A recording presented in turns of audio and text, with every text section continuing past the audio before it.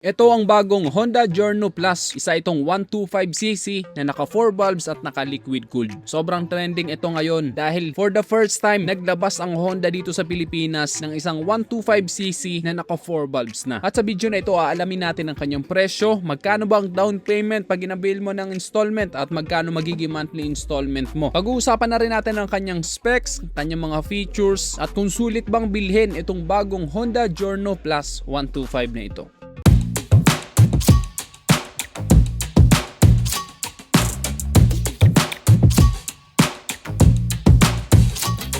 Nandito tayo ngayon sa Honda dito sa Centro Oriental, Pulangi, Albay. At ayan, nasa harapan natin ngayon ang napakapoging bagong Honda Giorno Plus. Isang modern and classic design na scooter. Grabe, napakapogi ng motor na to, kasing pogi ni Alden Richard. Ito yung motor na wala ka nang kailangan baguhin. Sobrang napaka-elegante. At yung kanyang mga features, very modern at meron pa itong mga convenient features. Unang pag-usapan natin ang kanyang makina. Ito ay 125cc, 4-stroke, 4-valve, single overhead cam, liquid cooled at naka ESP Plus engine. Ang compression ratio ay 11.5:1 at ito ay program fuel injected na din. Ang maximum power ay 8.49 kilowatts at 8,750 RPM with a maximum torque of 11.6 Nm at 5,250 RPM. Kung pagmamasdan natin yung kanyang forma, hindi mo iisipin na napaka-powerful ng motor na to. Mukha lang siyang mahinhin, pero dahil ito ay naka 4 valves na, expect natin na malakas ang arangkada ng motor na to. Kaya talagang hindi ka mabibitan sa performance nito. Pero kahit ganun pa man, napakatipid pa rin ito sa gasolina dahil kumukonsumo lang ito ng 47 km per liter. Kaya perfect na perfect din pang araw-araw. At ang maganda pa dito, kapag magpapagas ka, nandito lang sa harapan ang kanyang tangke. Ang fuel capacity nito ay 5.4 liters. Malaki-laki din ang kanyang tangke kaya matagal bago ka maubusan ng gasolina. At dahil nasa harapan ang kanyang tangke, malaki ang kanyang underseat storage. Ayan, buksan natin ang kanyang new box. Ayan, diba, napakalaki ng kanyang underseat storage. 30 liters ang capacity nito at kasya dito ang isang full face helmet. Kaya kahit hindi ka na maglagay ng top box, marami ka nang mailalagay na gamit dito sa loob. At napakalawak ng kanyang footboard kaya kung marami kang dala-dala, hindi ka na mahihirapang magbitbit. Kung galing ka sa grocery or sa palengke, tas meron pa siya ditong retractable hook, kaya meron kang pagsasabitan at komportable ang mga paa mo. Magagalaw-galaw mo ng maayos ang paa mo. Plus, meron pa itong bulsa dito sa harapan. Malalim din ang kanyang bulsa kaya safe na safe ang ilalagay mo. Meron pa itong cover kaya hindi mahuhulog. Meron na rin itong built-in charging port kaya pwede ka na mag-charge ng cellphone mo. USB Type-C na ito kaya cable na lang ang kailangan mo para mag-charge ng phone mo. Then napaka-elegante ng disenyo ng kanyang upuan, color brown. Kaya bagay na bagay sa kanyang forma. Anyway, pagdating naman sa seat height na to, 780mm lang. Mababa lang ang kanyang seat height pero dahil malapad ang kanyang upuan, medyo mapapatipto ka sa motor na to. Ang height ko ay 5'9" at saktong abot na abot ko lang ang ground. Pero para siguro sa mga ang height ay 5 flat or mga 5'5", medyo kailangan mong umupo dito sa dulo kung ikaw ay tutukod-tukod. Pero maganda naman dito, very lightweight lang ang motor na to. 116 kilos lang kaya hindi ka mahihirapang itukod-tukod. Hindi siya mabigat at hindi rin mahirap i-double stand. Napaka-komportable din upuan ito, kanyang stock na upuan dahil malambot ito at malapad. Kaya siguradong relax na relax ka sa mahabang biyahe, ganun din ang angkas mo. Then meron pa itong napakagandang grab bar, color silver kaya bumagay din sa kanyang design. And very sturdy din ito kaya safe na safe itong hawakan. At ang maganda pa dito, mataas ang kanyang ground clearance, 155mm. Kaya kahit mapadaan ka sa mga matataas na hump, sa mga lubak-lubak, hindi basta-basta sasayad ang ilalim bahagi ng motor na ito. Anyway, nakakiles na rin ito at meron pa itong answer back system and meron itong anti-theft alarm. Pagdating naman sa disenyo ng kanyang headlight, very modern ang kanyang design. Naka-LED na ito at maliwanag ang kanyang headlight. At ang maganda sa ganitong pagkakaposisyon ng headlight, kapag liliko ka, sasabay din ang ilaw dahil nandito nga ito sa taas, unlike kapag nandito sa baba. Meron pa itong chrome plated na mas lalong naging eleganteng tingnan. Then yung kanyang mga turn signal lights, parang kotse yung kanyang design, nandito sa baba. Anyway, naka-bulb type naman yung kanyang mga turn signal lights. At napakaganda rin tingnan nitong emblem na nandito sa gitna na may nakalagay sa harap na Honda. Eh, diba, napaka-eleganteng tingnan dito pa lang sa harapang bahagi ng motor na ito. Pagdating naman sa taillight, ganun din dito, meron din siya ditong mga chrome plated. Then napakaganda rin ng kanyang taillight. Naka-LED na rin ito kaya maliwanag ang buga ng kanyang taillight kaya kitang-kita ka talaga sa kalsada. Yung kanyang mga turn signal lights din dito ay naka-bulb type. And ayan, diba, very classic yung kanyang design. Dito sa gilid meron siya dito ang very minimalist lang na emblem na Giorno Plus. Simpleng simple lang kung pagmamasdan pero napakayayamanin. Anyway, meron na rin itong features na idling stop system. Ito naman kapag ka naka-activate yan, every time natitigil ka sa mga traffic light ay kusang mamamatay din ang makina mo. At kung kailangan mo nang umandar, pihitin lang ang cylinder door, aandar ka na. So mas makakatipid ka pa lalo sa gasolina. Then ito ay naka-fully digital meter panel na. Medyo kapareho ng Honda Click 125 yung design ng kanyang meter panel. At kapareho lang din ang setting ng Honda Click 125. Then malalapad din ang mga gulong nito. Ang sukat ng kanyang gulong dito sa harapan ay 100 by 90 by 12. Ganon din dito sa likuran, 100 by 90 by 12. Then of course, ito ay naka-tubeless na. Pagdating naman sa preno, ito ay naka-combi brake. Ibig sabihin, kapag piniga mo yung rear brake, sasabay ng 30% sa harapan. And diba, naka-single disc brake with single piston caliper ito dito sa harapan. Sa likod naman ay naka-drum brake. Pagdating naman sa kanyang suspension, dito sa harapan ay naka-telescopic fork. Sa likod naman ay naka-single shock. Pagdating naman sa presyo, ang SRP nito ay 101,900 pesos. Then kung i-avail mo naman ito ng installment, ang minimum down payment dito sa Honda Pulangi Albay ay 11,000 pesos at ang magiging monthly installment mo sa 36 months ay 4,681 pesos. Kaya kung nandito ka sa Bicol o nandito ka lang sa Albay, malapit ka dito yan, bumisit na lang kayo dito sa Honda Centro Oriental Pulangi Albay. Anyway, itong unit na ito ay nabili na kaagad pero magkakaroon pa rin naman at pwede naman mag-pre-order. Anyway, para sa akin, sobrang sulit na sulit ang pera mo dito sa motor na to, lalong-lalo na kung ikaw ay isang rider na mahilig sa mga classic scooter. Dahil ang classic scooter ay napakayayamanin tingnan, 'di ba? Napaka-classy. Bagay na bagay to, lalong-lalo na kung ang pormahan mo ay classy din. Kung mahilig ka mag-formal attire, bagay na bagay sa iyo ang motor na to. Then ayun nga, pagdating sa performance nito, hindi ka rin mabibitin dahil naka 4 valves na, naka liquid cool, naka ESP Plus engine at napakadaming mga convenient features na magagamit mo sa araw-araw. Pwede mo rin gamitin pang hanap buhay ang motor na to dahil napakatipid sa gasolina. Kaya hindi lang pang forma, pwede rin talagang gamitin sa pagkakaperahan. At nakakatuwa dahil for the first time, naglabas ang Honda dito sa Pilipinas ng isang 125cc na naka 4 valves na, naka liquid cooled pa. Sana lahat ng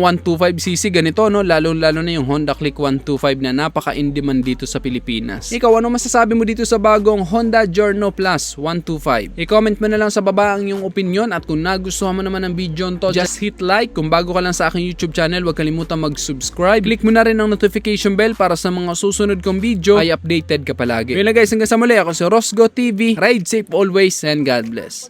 Ang ganda nitong bagong disenyo na nilabas ng Spider Philippines. Ito yung collaboration nila ng Team Payaman. Bali, dalawang model ng Spider helmet ang merong Team Payaman design. Ito yung Spider Icon, isang modular helmet. Itong isa naman ay Spider Corsa. At napakaganda ng disenyo nito kaya siguradong magugustuhan ninyo, lalong-lalo na yung mga fan ng Team Payaman o ni Kong TV. Sino ba naman kasi ang hindi nakakakilala kay Kong TV, di ba? Siya ang isa sa pinakasikat na content creator dito sa Pilipinas, isang YouTuber. At dahil bagong design pa lang ito, expect natin mga next week magiging available na yan sa mga Spider Store. Pero meron ng ibang store na available na itong Team Payaman design, kagaya dito sa Ride Safe Moto PH. And meron silang nilabas na video na available na sa kanila. Itong Spider Corsa, ayun di ba? Ang ganda ng color combination. Dito sa gilid nakalagay yung Team Payaman na color yellow. Ang ganda ng color combination, color glossy black siya. Then sa taas, merong malaking logo ng peso sign. Sa likod din, meron nakalagay na Team Payaman. Meron pa itong isa pang kulay, yung color white. At meron din palang balaklava kagaya nitong suot ngayon ni Kong TV. At ang ganda rin ng design nitong helmet bag. Pagdating naman sa presyo, wala pa kasing post dito sa Spider Philippines Facebook page. Kaya mag-follow kayo sa Spider Philippines Facebook page para maging updated kayo kung magiging magkano ang presyo nitong Team Payaman design. Ano masasabi mo dito sa Team Payaman design ng Spider Philippines? Paki-comment na lang sa baba ng iyong opinion.